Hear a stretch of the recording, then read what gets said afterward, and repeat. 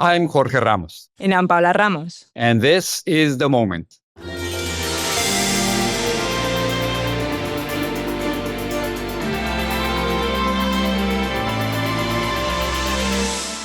Okay, so every week we try and bring you episodes that talk about the moment that we find ourselves in, right? But I think this week in particular, I think Latinos, immigrants, millions of people throughout the Latin American continent are literally trapped in the moment. Why? Because we are potentially seeing a Trump administration that seems to be on the verge of some type of military intervention in Venezuela. Right, so that's happening across the ocean. And then within the mainland, inside of the United States, you also have a Trump administration that continues to escalate its anti-immigrant rhetoric, its anti-immigrant agenda to the point, and I'm quoting Trump here, to the point that they are now saying things that like people that do not conform to, quote, Western civilization do not belong in this country. And so one of the questions that we want to tackle today is, what does it mean to be a U.S. Latino senator with power? Now, what do you do with that power? Do you take a risk or do you stay silent?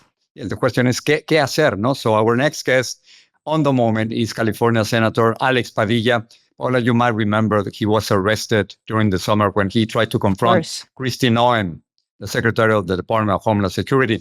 But I think this confrontation gave him power and a lot of national visibility. I think this is someone that is thinking with intention about what it means to take risks under this socio-political environment. So we'll be talking to him, to Senator Alex Padilla, about the way that he thinks about risks, the way that he thinks about power, and how he went from being a 26-year-old MIT grad to someone that is in the highest realms of power in the United States. And someone who wants to be senador, no gobernador. No te vayas, Senador Alex Padilla, when we come back. ¿Qué tal, senador? ¿Cómo está? Aguantando un poco de frío, pero bien. Nosotros felices, yeah. You know Paola, my daughter, right? Claro. You met before. Somos fanáticos. Ángela y yo somos fanáticos. Muchísimas gracias. Thank you so much for talking to us. I know that this is an incredible time, so difficult, so tense, and we really appreciate the opportunity just to have una plática con usted, a conversation. Of course. Solo falta el cafecito. La próxima. En mi casa, chocolate caliente, senador. We don't like cafecito. No, mi papá no le gusta el café. He's probably the only person that does not drink coffee. So here we are. Not a known fact. Yeah. Go ahead, Dad. Fun fact. Okay, so thanks so much for talking to us. Okay, vámonos, Paola. Let's do it. Well, Senator, welcome to The Moment.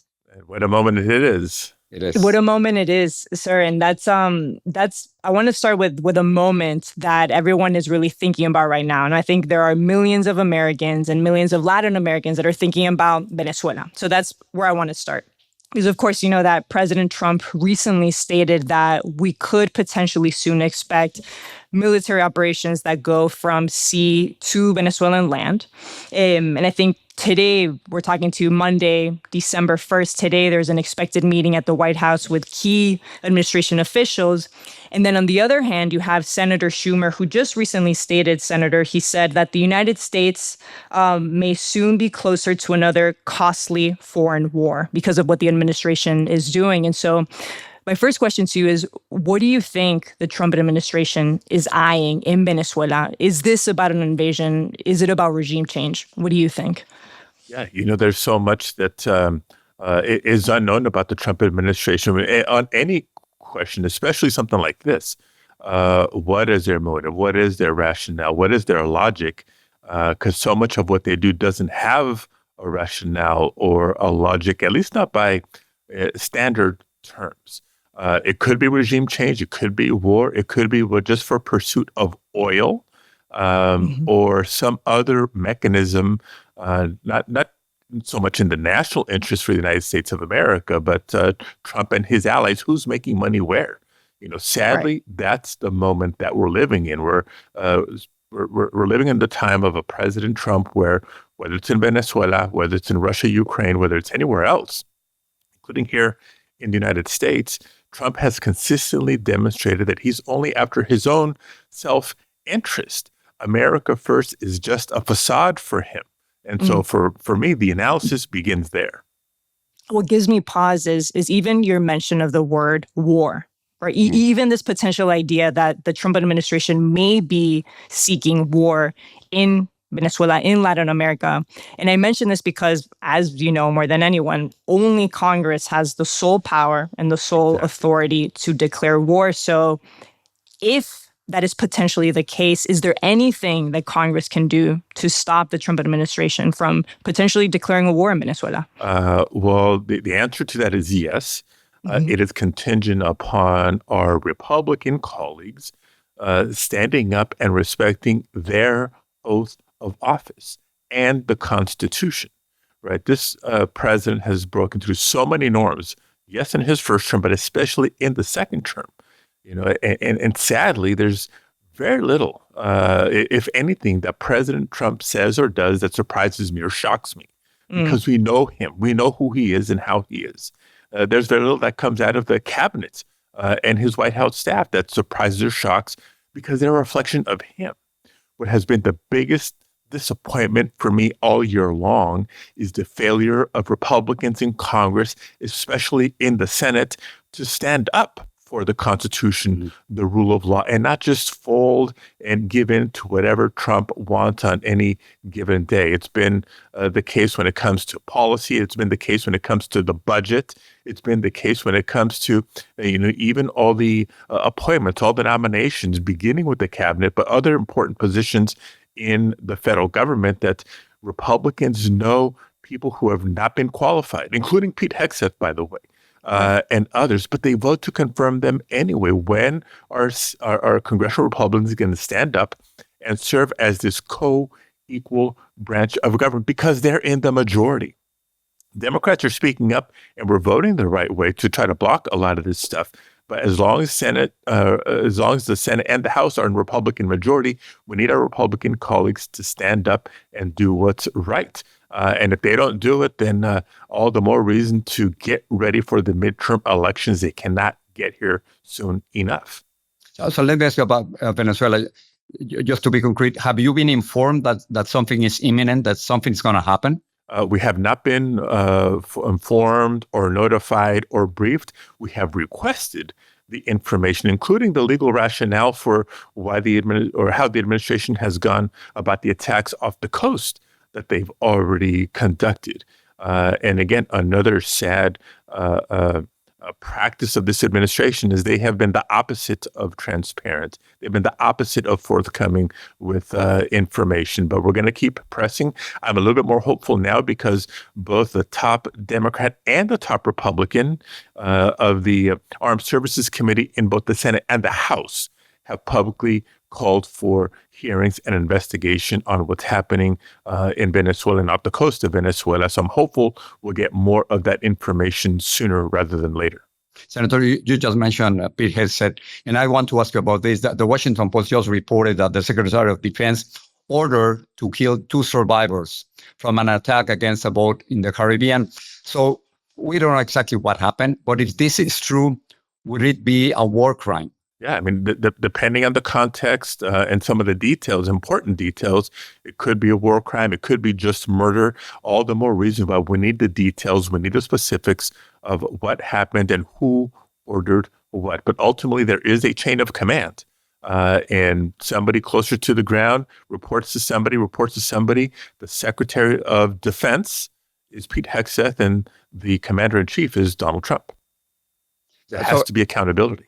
Exactly. But if it was an illegal order, what would be your role in that, the role of Congress? Yeah, the role of Congress is to bring about accountability, find out who either gave an unlawful order. It's interesting because they're making all this noise about the video that several members of Congress released last week, veterans of the armed services who were communicating directly to active service duty members, telling them that they do not have to abide by unlawful orders, right? And in the manual, by the way, this is a classic example of an unlawful order. But instead of being forthcoming with information, cooperating with Congress as to let's get to the bottom of what happened here, they're attacking the members of Congress who appeared in that video, saying the very right thing, but they're attacking them because they don't like the negative coverage or the bad headlines. They're very sensitive to that. And now my colleagues, Slakin from Michigan, Mark Kelly from Arizona, are now being targeted. That's how this administration chooses to operate.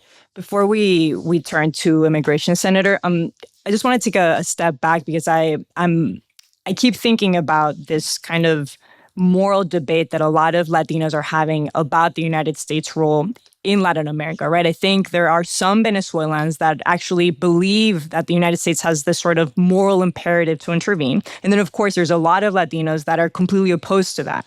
And I don't have to tell you about the United States' very violent legacy and history of interventions in Latin America. And so I'm curious about history. Exactly. And so I'm curious from your standpoint, like how you view, as yourself reflecting about all of this, like how you see the United States' role in Latin America in this moment.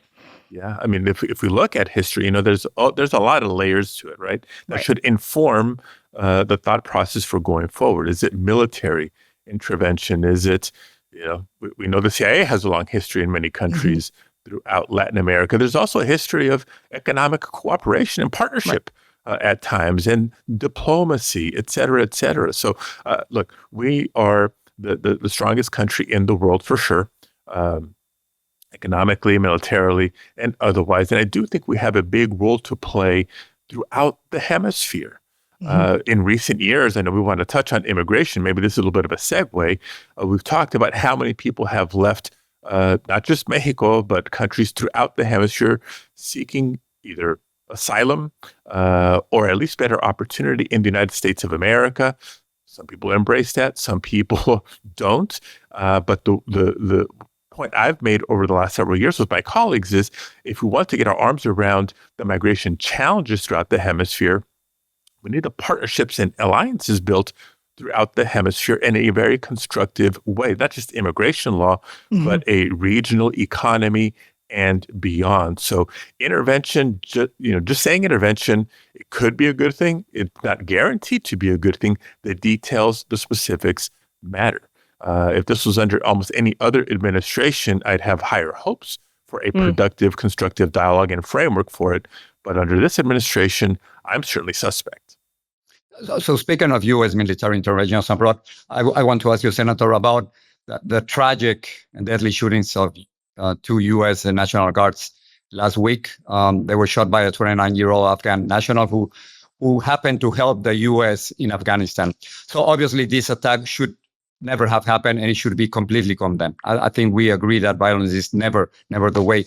But do you think that the Trump administration might be using this incident as another excuse to attack all immigrants, including those of us who have been naturalized? Yeah. Sadly, no doubt. And let me echo your comment, Jorge. My heart breaks for the victims of the shooting and their families, the young lady who lost her life from West Virginia, the young man who's still in critical condition. Violence, especially political violence, has no place in the United States of America or anywhere for that matter. So that's not how to respond. But once again, leave it to this administration to exploit this tragedy for their mass deportation agenda. Whether it's mass deportation of people who are in the United States that they would love to get rid of, or to keep people from lawfully seeking asylum or seeking refuge in the United States of America. We have to modernize our immigration laws, no doubt, and reduce the backlogs, look at the vetting process, et cetera. But we should not completely close our borders just because, one person, and we don't know all the details of this shooting. Was this person radicalized? When, where, and how? Was it a mental health breakdown? I don't know. There's a lot that we don't know about this incident yet, but we can't use that as an excuse to just say no to so many other people who have requested to come to the United States that have been waiting. They've been through the process. They've been properly vetted thus far.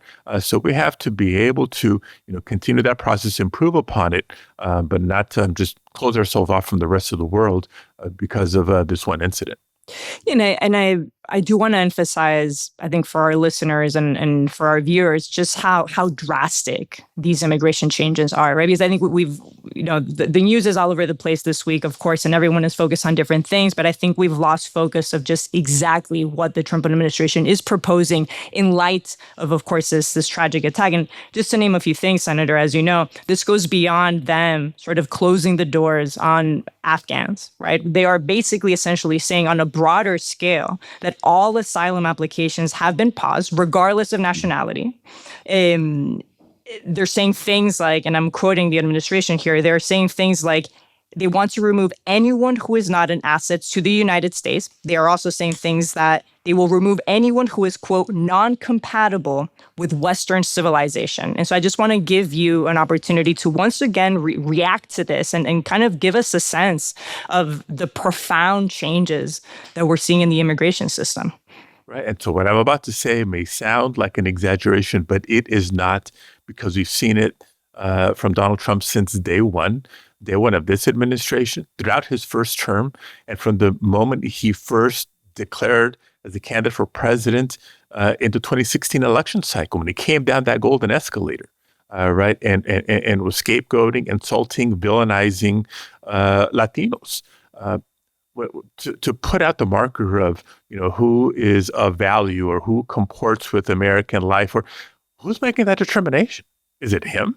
Is it his court picks? Is it his Department of Justice? Is it his Secretary of Homeland Security? That should be alarming to everybody because we know how discriminatory this administration, its policies, and its actions have been. The fact that he's closing the doors off or the pathways off for refugees and asylum seekers, I mean, that was day one of this administration. Back in January 20th, the southern border of the United States has effectively been closed, but these more recent announcements is really sort of more global, unless or until he makes a determination. We recently had a required consultation between the administration, its officials from Department of State, Department of Homeland Security, and representatives of Congress, both the House and the Senate, both Democrats and Republicans, on how many refugees we may want to consider resettling into the United States. It's something that happens every single year. Sometimes it's a low number, sometimes it's a higher number, and we have action plans and investments around that. This year, they wanted to take it practically to zero, except for Afrikaners. Right. White South Africans who Trump, without providing for us any rationale, justification, or legal analysis, but he single-handedly claims, well, these people have been discriminated by their government, so they're going to be the global exception to Donald Trump closing the doors. Is this about race, Senator? I mean, to be blunt, is this about the Trump administration attempting to widen America? It's hard to see it any other way. Again, going back to the rhetoric that began when he first announced for president, not this second term, before the first term, when he won in 2016, when he came down the escalators and described people like my parents, who, as you know, are immigrants from Mexico to the United States, as by and large rapists, drug dealers, criminals, etc. Nothing could be further from the truth. Most immigrants are hardworking, law-abiding, etc. But Donald Trump has a different vision of the future of America and who he considers is worthy of being an American. That's what we're up against. Just because he said it doesn't mean that we're going to let it happen. And that, I think, just reinforces the importance of the work that we do day in and day out to defend the American dream. Something happened to you last June, Senator. You were forcibly removed from a Christine Owen press conference and thrown to the floor by federal agents. I have never seen anything like this happening to a U.S. senator. So something similar happened to me at a press conference with Donald Trump. They took me out forcibly from the press conference, and I want to ask you to take us back to that moment, Senator, but it happened so many months ago that I wonder if, and you've been asked about this so many times, that I wonder if you have now, at the end of the year, a different perspective on actually what happened. And and if you have a new reason why you decided to confront the Homeland Security Secretary. Yeah. No, I think if there's anything new, it's only reinforcing what we felt at the time, right? This was June, in the first week of these heightened, intensified ICE raids in the Los Angeles area. I was hearing anecdotally at the time that so many of the people that were being stopped, that were being detained, that were even being arrested, in some cases deported without due process, were not the dangerous, violent criminals that Donald Trump likes to talk about so much. I'm sure there was some in that group, but the vast majority are people with no criminal history. And so you have to ask, who are they? They tend to be people who are working in jobs that are essential to the United States. Don't take my word for it. In the first Trump administration, at the beginning of the COVID pandemic, the Trump Department of Homeland Security at the time designated workers in healthcare, in construction, in agriculture, in the food supply chain, in transportation, et cetera, as essential workers. But now they seem to be the disproportionate target of the Trump mass deportation agenda. So when I went to the press conference, unexpectedly, I happened to be in the same building just down the hall when I heard it was happening. And I was hearing the rhetoric from Secretary Noem echoing the rhetoric from Donald Trump about the need to liberate the city of Los Angeles from its elected leaders, from the mayor, from the governor. First of all, that's ultimately anti-American. But the presentation they were giving, with a PowerPoint presentation of maybe 5 or 6 names over and over again, in the context of hundreds that they claimed were arrested. You know, I was trying to get the data. How many people are truly the violent criminals you talk so much about? And they refused to give data. Since then, we've learned, depending on the month, depending on the region, it could be 70%, 80%, maybe even more, don't have that criminal history.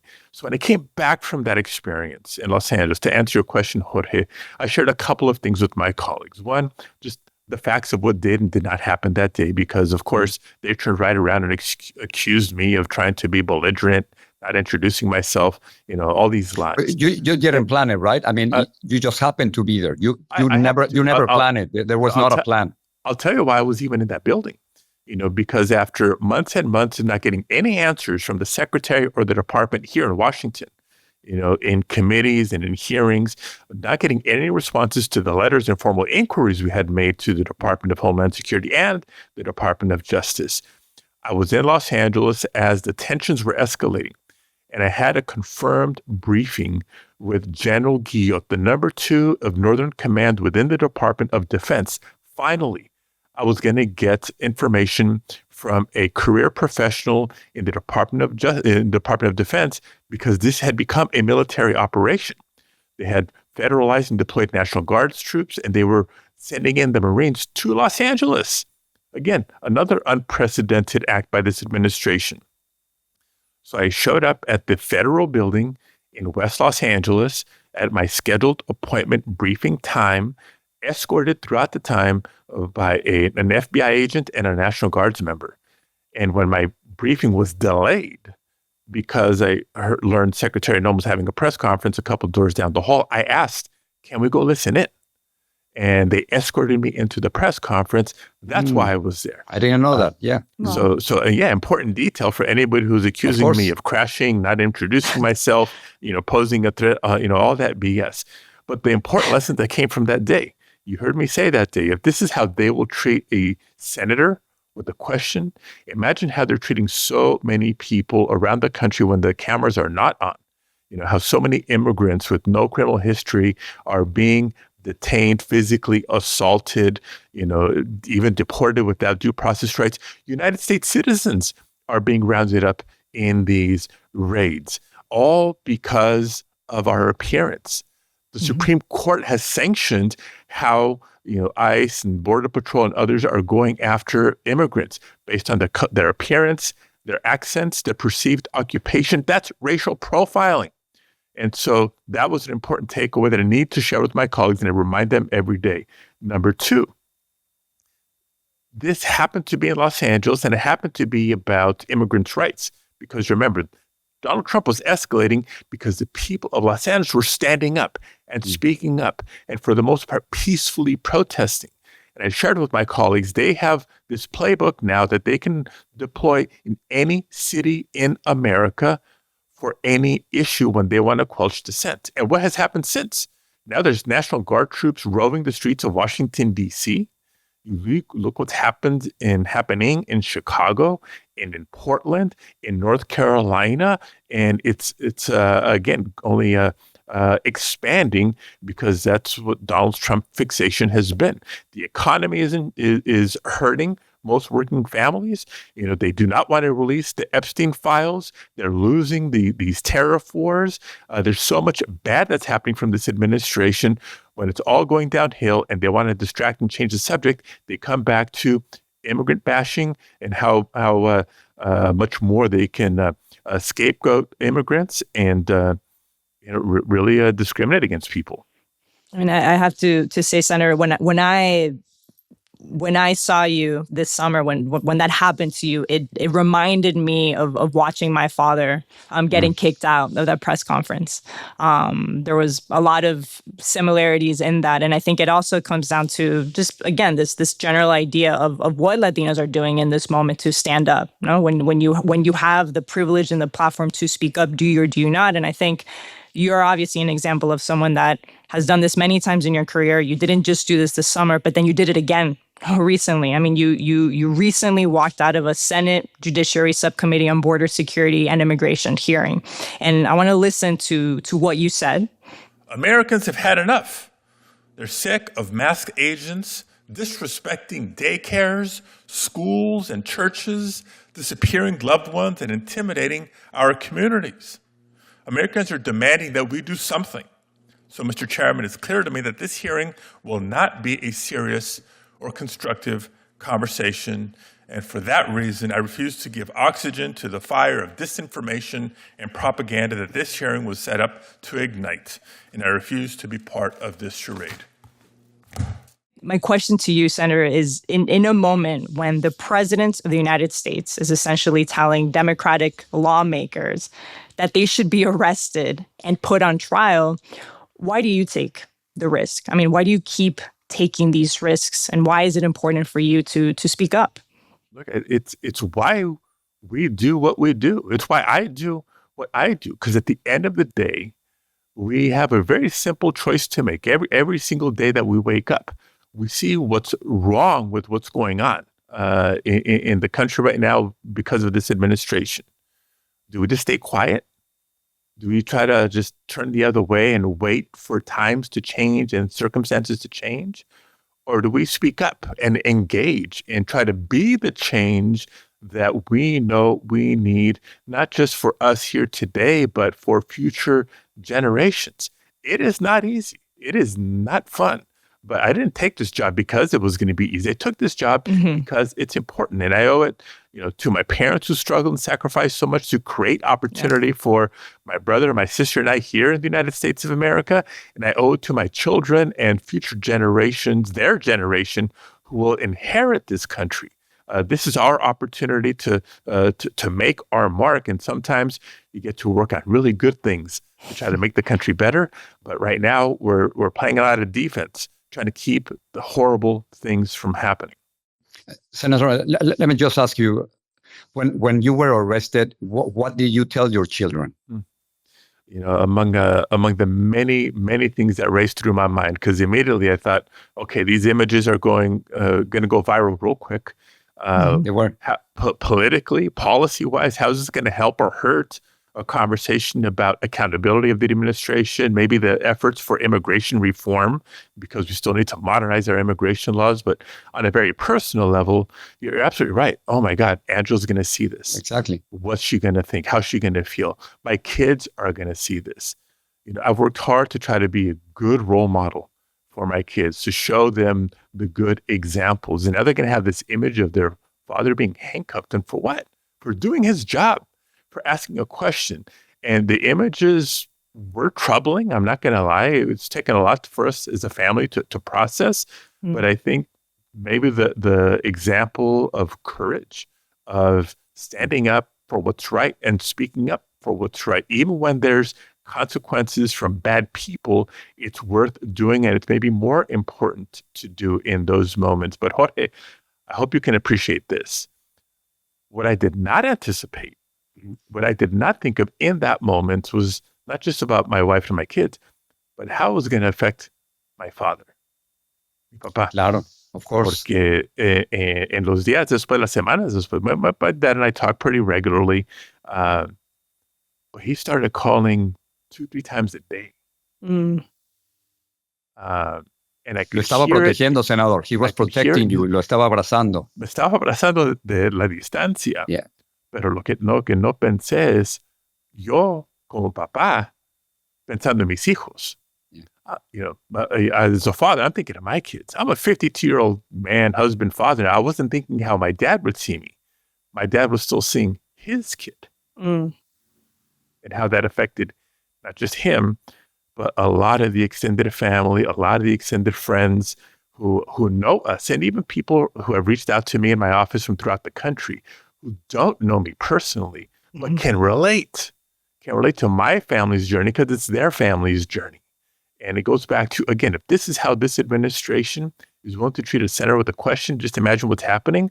But the flip side of that, and I know you both can appreciate this, if this is how nervous and scared this administration gets from one senator with a question, imagine how fearful they are when they see millions of people taking to the streets to peacefully protest. We saw it in the first No Kings March, which was 2 days after my encounter with Homeland Security. Yeah. And they saw it even more so in the second No Kings Day March, right? They saw it again in the election last month in Virginia, in New Jersey, in Georgia, in Pennsylvania, in California when we passed Proposition 50. And they're going to see it again in the next No Kings March, and they're going to see it again in the midterm elections. Not automatically, we still have to do the work, but we know the stakes if we don't do the work. And so to answer your question again, that's why I do what I do. Can I just ask really quickly that do you think that this makes the administration fearful, or does it make them more resentful? Because in some way, you see an administration that is simply escalating their anti-immigrant rhetoric, and there's nothing stopping their mass raids. Yeah. No, I think it's both. I think they're fearful because they've seen the consequences of it. Not just the poll numbers. A lot of people quickly point to the poll numbers of Trump's approval ratings and how he's handled immigration or the economy or anything else, et cetera. But I know behind closed doors they're hearing it. I know they're hearing it. But they're vindictive, they're stubborn, and they're just going to double down because that's how Donald Trump is. So my question, as I mentioned earlier, is not for him, and it's not for his cabinet, his administration. It's for my Republican colleagues in Congress who took an oath to represent their own constituents. And when Donald Trump is doing something to hurt people in Republican districts and states represented by Republicans in the Senate, when are those members going to do right by their constituents, even when it means saying no to Donald Trump? That is what needs to change here going forward. So let me ask you about the next step. We're so used to calling you Senador Padilla. And I thought there was going to be a time when we were going to call you Gobernador Padilla. But then something happened and you decided not to run for governor of California next year. What happened? Why? Can I tell you a phrase in Spanish before you answer? In Mexico, there's a phrase muy bonita que dice, todo político que respira, aspira. I don't know about the translation, but it would be, if you breathe as a politician, you're always looking for more power, no? So what happened? It was a very tough decision. I'm not going to lie. I've told all my friends and family there was 1,001 considerations. What's the best thing personally? What's the best thing politically? What's the best thing professionally? What makes most sense for my wife and my kids? And so the answer was not no to running for governor. The answer was not now. Because maybe we revisit, depending on circumstances, in 4 years or 8 years. I'm still relatively young. But among the reasons is the practical reality. I've been in politics long enough to know that once you're a candidate for something, a lot of what you say and a lot of what you do is viewed through that lens, right? And so knowing that we have a lot of fights in our hands right now, and God only knows what we're going to have to face over the next year, I didn't want Republicans or anybody else to be dismissive of anything I say or do by just saying, he's only saying that because he's running for governor. He's only doing that because he's running for governor. I needed to be completely focused, time, effort, attention, energy to the fights right now because they're so pivotal, because they're so critical. I love California, and I'm honored to represent California here in the Senate. If the position of governor becomes the right thing to do at some point in the future, great. But right now, I think, my best service is here. You speak like someone that is completely aware of their power, and how to use that power with a lot of intention, which brings me to someone like New York City Mayor like Zohran Mamdani, and someone like him that was suddenly capable of entering a White House and against all odds charming someone like President Donald Trump. And I'm wondering, when you saw that moment, if you think that there was anything for Mayor Karen Bass from Los Angeles to learn from this interaction between Mamdani and President Trump, particularly when it comes to her protecting LA's immigrant community. Like, is there something for Mayor Bass to learn from that? Yeah. I don't know what the details have been of any communication between Mayor Bass and President Trump, but maybe there's been a lot that I'm unaware of because it's been private, or maybe there's been very little. All I know is what a lot of people I think have learned and have come to respect of now Mayor-elect Mamdani is firmness, honesty, right? When you're comfortable for what you stand for, what you're trying to accomplish, and you're authentic, you're direct, you're honest, then that's undeniable. It's undeniable. So not just for Mayor Bass, but for anybody. There's a lot that you can agree with different elected officials, same party, different political party. Maybe there's a lot that you disagree with, but if you're true to why you're trying to serve, right? And I have to do this every single day in the Senate, especially because of the rules of the Senate. I have to find Republican colleagues to go along with me. I may disagree with somebody on 99% of the issues, but if we can find one area of common ground, then let's focus on that and try to make some good based on that one piece and continue to move forward. What has that been like for you, Senator? Because in many ways, this is almost the first time in your political career where you have to work across the aisle, right? Because, I mean, your whole career in California, in many ways, you were in the Democratic majority. I mean, starting from your career in the LA City Council. So what has it been like for you to now be in a minority and have to work across the aisle? Yeah, well, just only half joking on that last piece. When you live your whole life as a minority, you know what it's like to be in the minority. But in the political context, a little of experience when I was in the state legislature, yes, Democratic majority, a strong Democratic majority. But at the time, some of the rules, including the passage of a budget, required a bipartisan vote threshold. So, there was some foundation laid there for reaching across the aisle. But here, there's a lot of the official part of the business. What committees do you sit on? How many votes to pass a certain bill, or things like that. But the informal part of it, it really is based on working relationships. And I've come to relish that part of the job. It's not just me meeting colleagues and getting to know them to try to find those areas of common ground, but the importance of making sure that they get to know me, and they get to know like my journey, my perspective, not just because it's me and my family specifically, but people like us, right? Representing the most populous state in the nation, the most diverse state in the nation, home to more immigrants than any state in the nation. So when we engage in these conversations about the economy, for example, and we can look at different sectors. You want to talk about travel and tourism. I know it's important to Maine, for example, at certain types of the year. You want to talk about agriculture, not just workers who work the fields, but workers in food processing facilities, the meat packing plants, the price of beef, right? You go sector by sector by sector, and you can quantify the benefit of immigrant labor, right? What would our economy be? What would prices to consumers be if we were absent a good chunk of the workforce? Look at California alone, especially post the horrific fires from last January. 40% of the construction workforce in California is immigrants, mostly legal immigrants, some undocumented. I'm sure that's the case. Goes back to these ICE raids. They're not discriminating. They're detaining undocumented immigrants. They're detaining legal immigrants. They're detaining United States citizens.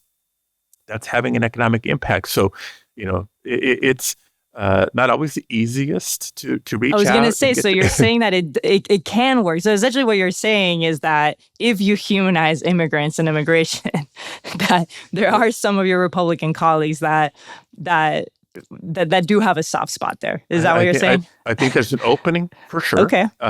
So we need to grow that opening and have it reach the point where they're finally willing to say no to what Trump wants on immigration on any given day. So we're trying to create that circumstance, trying to create that environment. But to your question about reaching out to Republicans or others from across the country, like I said, it's a challenge, and in some ways that's the beautiful challenge of our democracy. Right. How do 100 of us come together into one chamber from different states, different life experience, different political agendas to try to find a consensus around something? My golden opportunity is to bring the California perspective, the son of immigrants perspective, the mechanical engineering degree from MIT perspective, what makes me unique as part of this big mix that we call United States Senate and the Congress, and try to improve the outcomes. Senator, we only have a few more minutes with you, so let us ask just a couple of final questions here. You once mentioned, I remember that your father told you that he wanted you to work with your mind and not with your back. Could you tell me that phrase in Spanish? ¿Cómo se lo decía usted? No, cuando era joven, imposible contar los números de veces que cuando yo estaba en la casa después de la escuela haciendo mi tarea, entraba en mi cuarto mi papá. Y pienso hoy que fueron los días cuando llegaba del trabajo más cansado. Claro. Y me decía, hijo, cuando crezcas, quiero que trabajes con tu mente y no con tu espalda. Hay mucho honor en el trabajo laboral, manual, pero era su forma de decirnos que él quería mejor para nosotros, para mi hermana, para mi hermano y para mí. Y ese futuro mejor comenzaba con una buena educación. Y lo que tuve una oportunidad de decirle en persona, porque me reconocieron el grupo Chitla hace unos años, con un reconocimiento por mi trabajo con ellos. Invité a mi familia, inclusive a mis padres, y les conté lo mismo, que mi papá me decía que work with your mind, not with your... Y le doy gracias a Dios que no solo encontré una carrera donde puedo trabajar con mi mente, pero con mi corazón. Wow. I mean, I think a lot of people don't know that you do have a degree from MIT. And so when I found that out, I was wondering why you chose a career in public service. Like, how did you make that decision? Yeah, also, I do want to remind people that you are someone that at the age of 26 entered politics. I mean, I remember when I was 26, I barely could make my own bed. But at 26 years old, you knew that you wanted to enter the world of politics, which is so daunting. So how did you go from an MIT degree to a career in public service? Yeah, no, I get the question a lot because it is so uncommon, right? And I only half jokingly tell people, well, to me, it's common sense. Engineers are trained to solve problems. Yeah. Isn't that what elected officials are supposed to be doing? But the true story is this: I graduated from MIT. The year was 1994. And I came home to California. I was back in Los Angeles that fall when I started seeing political ads on television. Jorge, you remember this well. Governor Pete Wilson. Of course, I remember. Was up for re-election. He was down in the polls, and his supporters, what a coincidence, they qualified a measure for the ballot that was known as Proposition 187.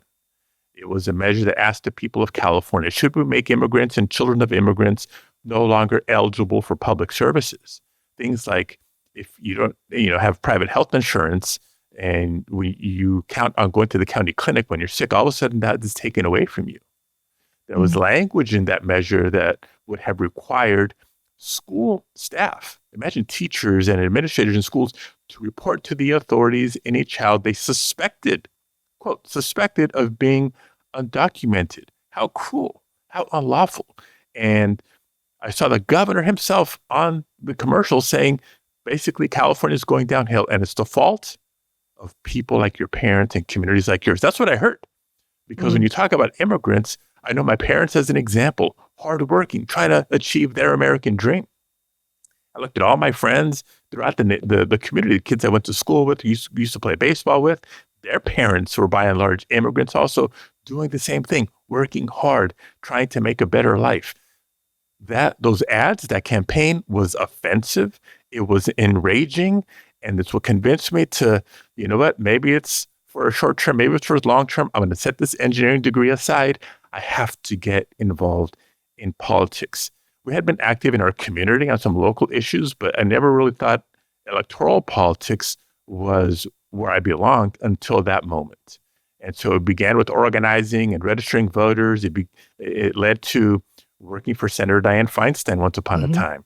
It led to managing some political campaigns before running for office myself just a few years later. And as they say, the rest is history. So just one final question, Senator, before you leave. Of course, both your parents are immigrants from Mexico, as just like me. Your father was a line cook, your mother worked as a housekeeper. So it seems that the American dream really has worked for you. But I wonder, what would you say if one of your children said, hey, Dad, Papa, me quiero meter a la política, I want to get into politics? What would you say? ¿Estás seguro, hijo? ¿Estás seguro? Angela and I Angela and I, we remind ourselves, we're not trying to raise three boys, we're trying to raise three gentlemen. And our job as parents is to expose them to everything possible, let them find their interest, let them find their passion, and support them. It could be in sports, it could be in music, it could be, becoming a university professor, it could be a lawyer, doctor, and one or two or even all three of them do find the spark, the passion for public service, then of course I'll do anything I can to help them. Senador, muchas gracias, de verdad. Se lo agradecemos. Gracias Thank you por so esta much, conversación. Senator. Thank you so much. Thank you both, Paola, Jorge. Muchas gracias. Thank you. Thank you. The Moment is a production of Radio Ambulante Studios in partnership with iHeart's My Cultura Podcast Network. Our staff includes Daniela Alarcón, Miguel Santiago Colón, and Lisa Cerda, with help from Paola Leán, Diego Corso, Natalia Ramírez, and Elsa Liliana Ulloa. The CEO of Radio Ambulante Studios is Carolina Guerrero. Executive producers at iHeart are Arlene Santana and Leo Gomez. Paulo Cabrera, Dylan Unger, and Mark Hanton also serve as producers. Sound design, final mix, and theme song by Elias Gonzalez. Our hosts are Jorge Ramos and Paola Ramos. And if you liked this episode, please share the world. Recommend The Moment to anyone who might enjoy unpacking these complicated times with us. And if you like The Moment, pero también te gustan los podcasts en español, check out Radio Ambulante Studios. Our shows, Radio Ambulante, El Hilo, and Central, are really worth a listen. I'm Laura Rojas Aponte. Thanks for listening.